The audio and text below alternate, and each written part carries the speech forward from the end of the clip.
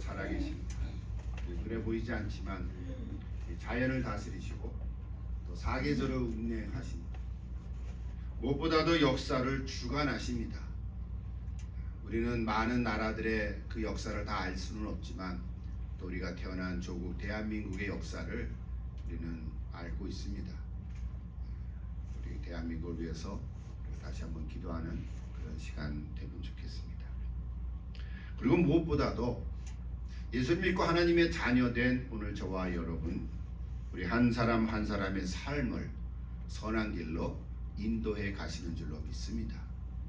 물론 살다 보면 어려운 일도 있고 넘어져서 깨지는 일도 있고 마음 상하는 일도 있겠지만 큰 그림으로 보면 하나님께서는 우리를 선한 길로 인도하실 줄로 믿습니다. 여러분의 소망을 잃지 않고 오늘도 우리 각자에게 주어진 삶을 힘차게 한 걸음 한 걸음 살아가는 또 저와 여러분 될 수 있기를 다시 기도드립니다. 무엇보다도 오늘 이렇게 예배 드릴 수 있게 됐다는 것, 지난번에 얘기했지만 예배 드릴 수 있게 하시는 분은 성령님이신 줄로 믿습니다. 오늘도 성령님을 통하여 우리가 하나님께 영과 진리로 예배하는 귀한 시간 되고 또 은혜의 시간이 되기를 기도합니다. 계속해서 요한복음에 나타난 성령이라는 큰 주제 아래 오늘 네 번째, 생명을 살리는 성령이다, 이런 제목으로 설교를 하려고 하는데요. 말씀의 은혜가 있기를 기도합니다. 요한복음 6장의 이야기인데요. 요한복음 6장은 여러분 잘 아는 오병이어의 좀 놀라운 표적을 기록한 성경입니다. 공관복음에도 다 기록하고 있는데 특별히 사도 요한은 이 놀라운 표적을 기록한 이후에 예수님이 전하신 영적인 교훈을 분명하게 말씀해 주고 있습니다. 그 영적인 교훈의 핵심이 오늘 우리에게는 메시지가 되고 있습니다. 그것은 나는 생명의 떡이다 하는 한마디입니다.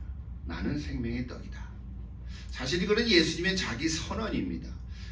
전에 설교를 제가 한번 했죠. 예수님의 자기 선언이 요한복음에 7개가 나옵니다. 그 중에 하나가 나는 생명의 떡이다 하는 자기 선언입니다.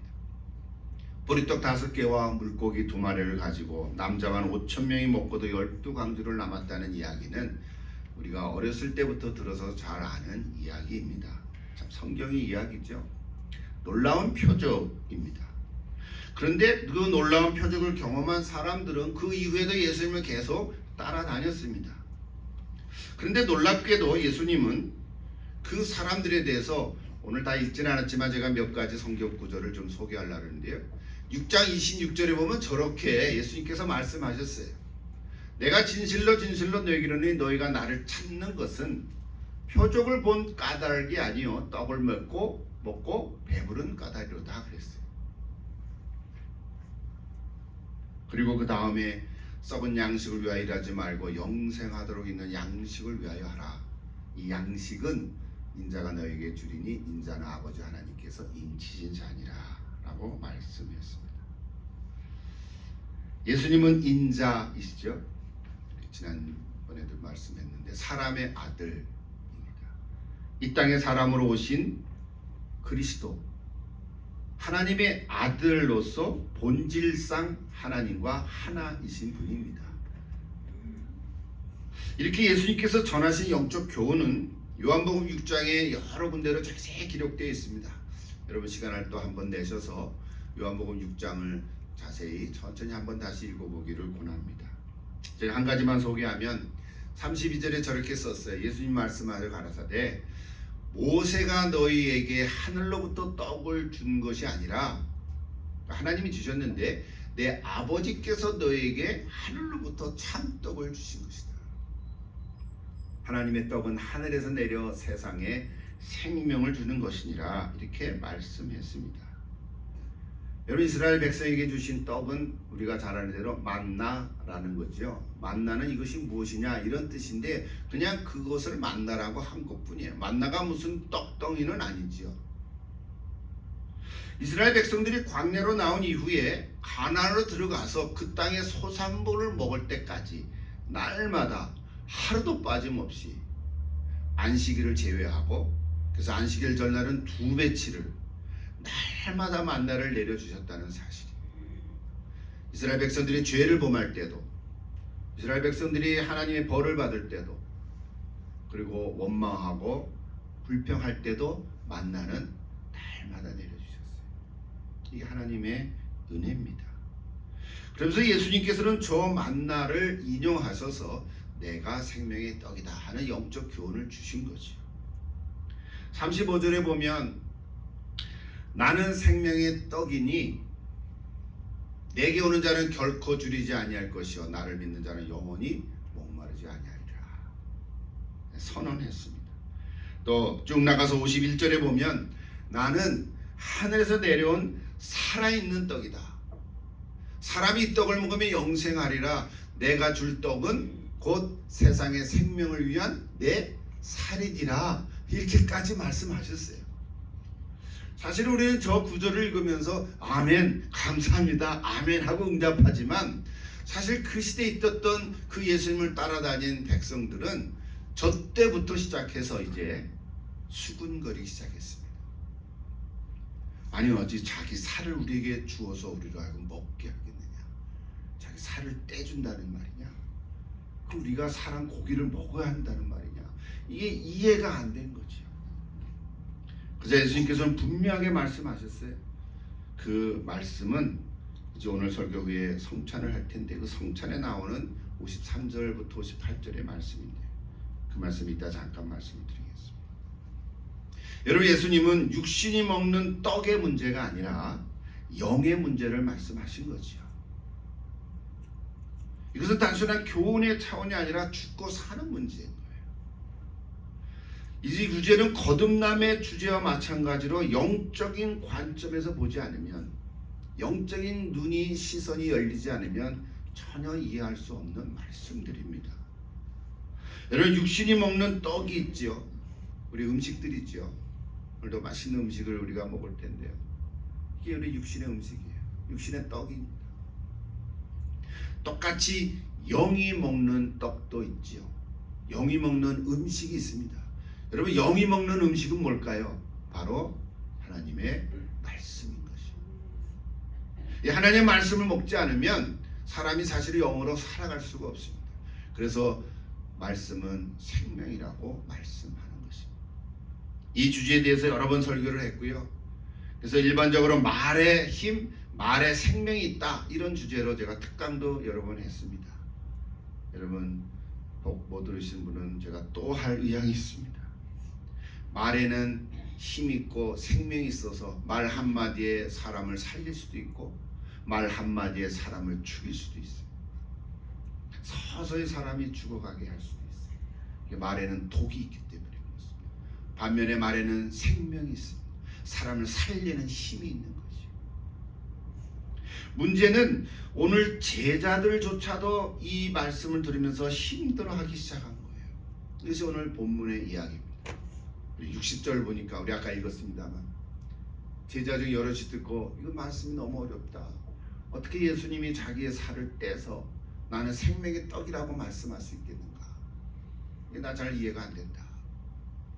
근데 61절에 제자들이 말씀에 대해서 수근거리는 하시고 너에게 걸림이 되느냐고 예수님 물어보셨어요.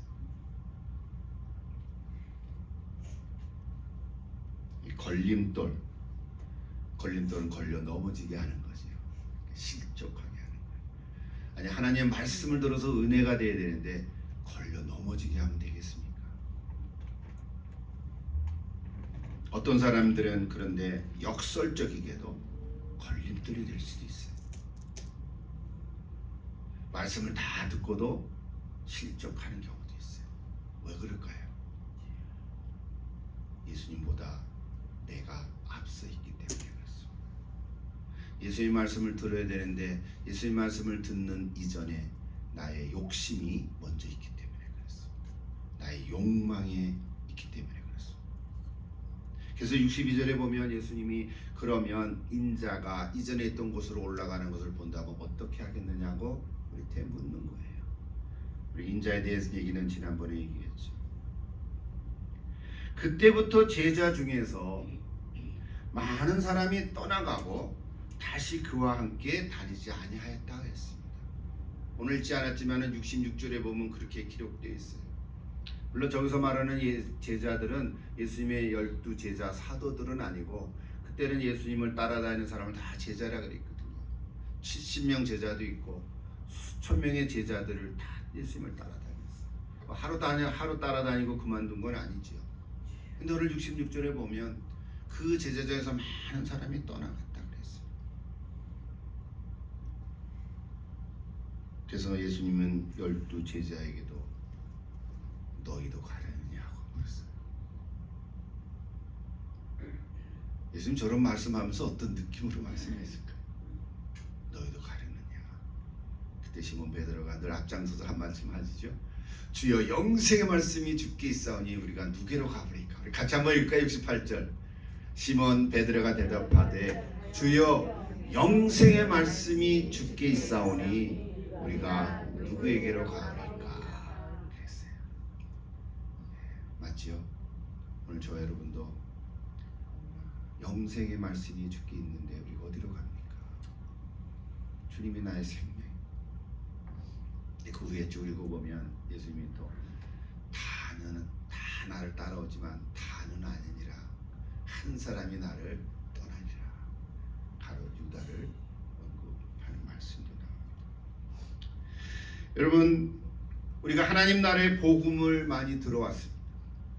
이 복음의 말씀은 우리를 살게 해줍니다. 하나님 나라의 그 말씀이 나의 삶의 디딤돌이 되는 것입니다. 내가 어려울 때 넘어갈 수 있는 힘이 되고, 내가 걸려 넘어질 때 그를 피할 수 있는 길도 허락해 주십니다. 그런데 오히려 디딤돌이 되지 못하고 걸림돌이 되는 자들은 다 예수님을 떠나가고 말았습니다. 왜냐하면 자신의 욕심이 먼저 앞서 있기 때문에 그랬습니다. 그래서 예수님은 결국 오늘 63절에 저 말씀하셨어요. 다 같이 한번 읽을까요? 살리는 것은 영이니 육은 무익하니라. 내가 너에게 이르는 말은 영이요 생명이라. 오늘 저 한 절 가지고 오늘 설교를 하려고 합니다.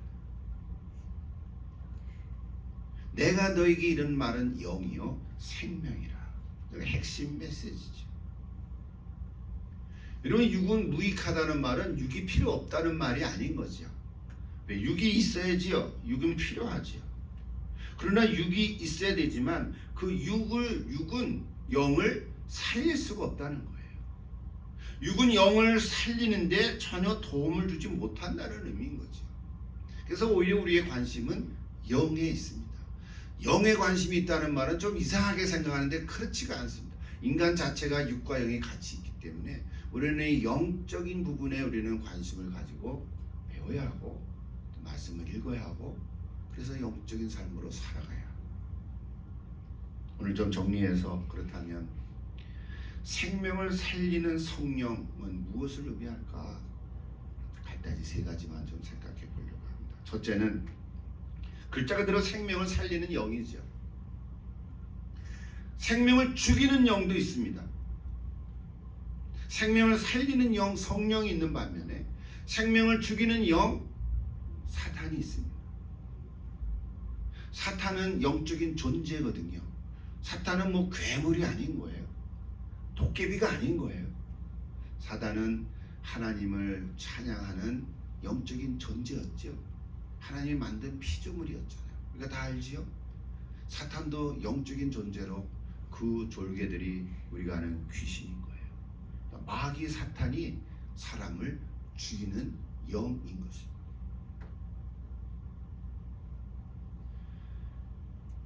눈에 보이지 않지만 결국은 사단과 귀신은 우리를 유혹해서 달콤한 길로 인도하는 것 같아요.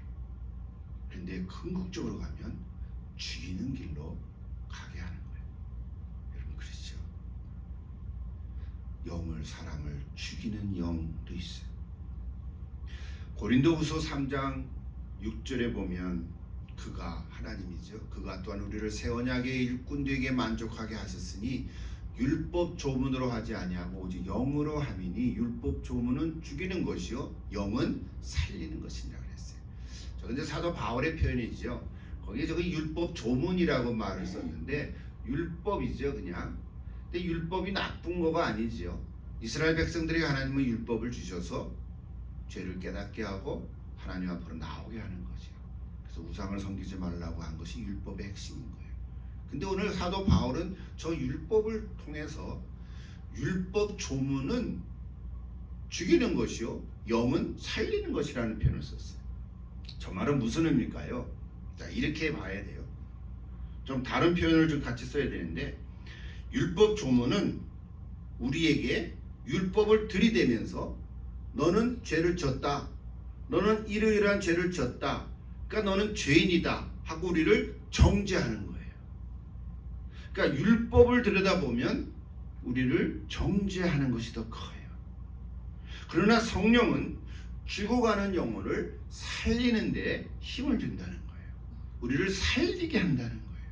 그걸 새 생명이라 그랬죠. 우리가 다 새 생명을 얻은 영원한 생명을 가진 자들이죠. 그래서 두 번째 하나 더 찾아볼 거는 로마서 8장의 말씀이에요. 같이 한번 읽읍시다. 로마서 8장은 설교도 한 적이 있죠. 같이 읽어볼까요? 그러므로 이제 그리스도 예수 안에 있는 자에게는 결코 정죄함이 없나니. 예, 여기에 핵심이 있어요. 사단은 우리에게 율법을 들여대면서 성경을 들여대면서 너 이러이러한 죄를 졌지 않았냐, 그러니까 너는 죽는 거야, 이렇게 우리를 정죄하거든요. 그러면 그 얘기를 들으면 우리는 꼼짝을 못하죠. 내가 그런 죄를 지었거든요. 우리는 죽어야 마땅한 존재들이거든요. 근데 정죄받아야 마땅할 존재라고요. 근데 여기서 끝나면 안 되는 거죠. 사단과 악한 영 귀신은 우리를 정죄하기 위해서 우리를 죽인단 말이에요. 그러나 오늘 성령은 우리를 살려주는 거예요. 그래서 8장 2절에 같이 또 읽으십시다. 이는 그리스도 예수 안에 있는 생명의 성령의 법이 죄와 사망의 법에서 너를 해방하였음이라고 선언한 거예요. 여러분, 로마서 8장은 성령장이잖아요. 그리스도 안에 있는 자는 이제 결코 정죄함이 없다 그랬어요. 여러분, 내가 죄를 짓고 날마다 하나님 앞에 잘못한 일이 있다 하더라도 그걸 예수님 앞에 와서 고백을 하면 다 깨끗이 씻겨줄 줄로 믿습니다. 지난주에 했는데 이번 주 하려면 너무 좀 죄송스러운데, 사람이 양심이 있지, 한 달에 한 번만 용서를 구할게요. 아니 그런 게 아니에요. 하루에도 몇 번이라도 내가 예수님 앞에 가서 내가 또 이런 나쁜 생각을 했네, 하나님 용서해 주세요. 여러분, 그렇지 않으면 내 안에 성령님이 계심에도 불구하고 나를 정죄하는 악한 영이 유혹한다니까요. 너가 이런 죄를 졌는데 그래가지고도 네가 하나님 믿는 사람이라고 말할 수 있느냐고 우리를 정죄하거든요. 그리고 우리는 꼼짝없이 당하는 거거든요. 그 지일짓게 해가지고 끌려다니는 것 같아요. 이럴 때 우리는 분명하게, 아니야, 내가 이런 죄를 지었지만, 내가 정죄를 받다 마땅하지만 십자가에서 돌아가신 예수 그리스도께서 내 죄를 다 담당하시고 돌아가셨느니라고 선포하는 거예요. 나는 비록 약하지만 그리스도 안에 있기에 나는 정죄함이 없다라고 강하게 말하는 거예요. 나는 정죄함이 없습니다. 여러분 한번 해보십시오. 이게 입술로 여러분이 해봐야 돼. 속으로는 아멘인데 내 입술로 해보셔야 돼. 나는 정죄함이 없습니다. 정죄함이 있은 것 같아 조금은. 다시 한번. 나는 정죄함이 없습니다. 옛날에 지은 죄 생각해가지고 그건 아직 용서함을 못 받은 것 같은데요. 그래도 괜찮아요. 그리스도 안에 있는 자에는 정죄함이 없다는 거예요. 왜 그런가요? 예수 그리스도 안에 있는 자는 생명의 성령의 법이 나를 다스리기 때문에 그런 거예요. 내가 잘나서가 아닌 거예요. 내가 죄를 안 지어서 그런 게 아니에요. 죄를 안 지었다라고 엉터리로 얘기하는 게 아니에요. 뭐 구원파자로 얘기하는 게 아닌 거예요. 우리는 늘 죄를 지어요. 그러나 내 안에 생명의 성령의 법이 나를 다스리기 때문에 내가 정죄하지 않는다는 거예요. 그래서 죄와 사망의 법에서 너를 해방하였다 그랬습니다. 아멘.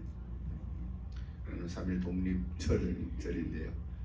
우리나라가 해방됐지 않았습니까? 이게 해방이라는 단어를 영어로 보면요, has you set free 그랬어요. You set free. set free라는 게 자유롭게 한다는 거잖아요.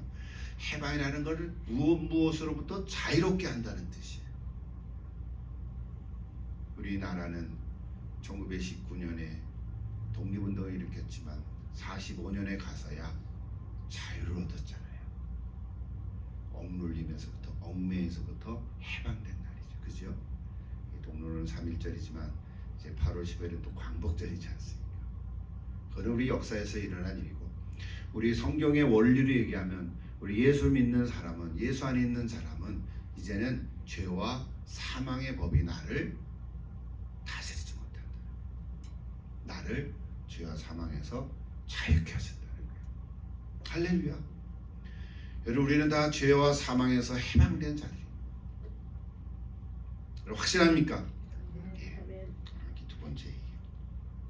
마지막 하나 더. 생명을 살리는 성령은 내주하심과 인도하심이 있습니다. 내주하심과 인도하심. 이거 뭐 이미 다 여러 번 얘기했죠. 성령님이 이미 우리의 심령 가운데 거하십니다. 이거를 내주하신다 그랬어요. 성령의 내주하심. 내주하시는 성령의 음성을 듣는 거죠. 세미한 음성을 듣는 것입니다. 그래서 하나님의 말씀을 늘 많이 읽어가야 돼요. 그러나 또 한 가지 있어요. 성령님은 끊임없이 나를 위로해 주시고 보호해 주시고 또 진리 가운데로 인도해 가십니다. 그것이 요한복음 16장 13절입니다. 저것도 같이 한번 읽어보십니다. 진리의 성령이 오시면 그가 너희를 모든 진리 가운데로 인도하시리니 그가 스스로 말하지 않고 오직 들은 것을 말하며 장래를 너에게 알리시리라 그랬습니다. 여러분, 성령은 스스로 일하지 않는다 그랬죠. 늘 성령은 예수 그리스도를 드러낸다 그랬어요. 그러니까 성령님은 늘 이상한 신비적인 걸 말씀하지 아니하고 오직 예수 그리스도의 말씀을 우리에게 알려주시는 거예요. 저 진리의 성령에 대해서는 제가 다음 주에 한 번 더 설교를 자세하게 한번 하겠습니다. 이제 우리가 찬송가를 하나 부르려고 하는데 191장인데 가사를 보니까 내가 매일 기쁘게 술래기를 행함은 주의 팔이 나를 안보하며, 안보라는 말을 이렇게 품어준다는 거지. 안보하며 내가 주의 큰 복을 받는 참된 비결은 주의 영이 함께함이라 찬송했습니다. 사랑하는 성도 여러분, 오늘 교회들이 하나님께 예배를 드리면서 특별히 요한복음에 나타난 성령의 모습들을 우리가 하나하나 살펴보고 있는 가운데 성령님은 우리의 생명을 살려주시는 영입니다. 여러분, 더 이상 사탄과 귀신의 유혹에 넘어가지 않기를 기도합니다. 혹 그런 일이 있더라도 빨리 돌아오셔서 결국은 그 유혹으로 따라가면 우리를 죽이게 하는 것입니다. 그러나 성령은 우리를 살려주시려. 생명을 살리는 비결은 뭐라고요? 성령이 함께 하신다는 거예요. 오늘도 성령님 여러분과 함께 하실 줄로 믿습니다. 참된 평화를 얻으십시오. 성령이 있으면 참된 평화를 누릴 수 있습니다. 기쁜 마음으로 주의 뜻을 행하십시오. 세상의 모든 욕망을 십자가에 못 박으십시오. 이게 다 찬송가 가사에 있는 내용이들이에요. 이게 기도인 거지요. 그리하면 날마다 기쁨으로 살아가게 될 것입니다. 오늘 네 번째로 생명을 살리는 성령님에 대한 말씀을 간단히 나눴습니다. 육은 무익하다고 했는데 그거는 육이 쓸모없다는 말이 아니죠. 아까 얘기했지만 욕심을 쫓는 떡을 먹는다고 해서 영이 살아나지는 않습니다. 영을 살리는 데 육은 큰 도움을 주지를 못합니다. 그러므로 육은 영을 살릴 수 없지만 영을 살리는 것은 생명의 떡이신 오직 예수 그리스도 뿐이십니다. 성령님께서 말씀하죠. 예수님의 말씀이 영이요 생명이라. 이 메시지를 오늘도 우리 한 분 한 분 마음에 새기시고 성령님으로 말미암아 날마다 영으로 살아가기를 기도합니다. 생명으로 살아가기를 기도합니다. 영적인 삶이 회복되기를 기도합니다.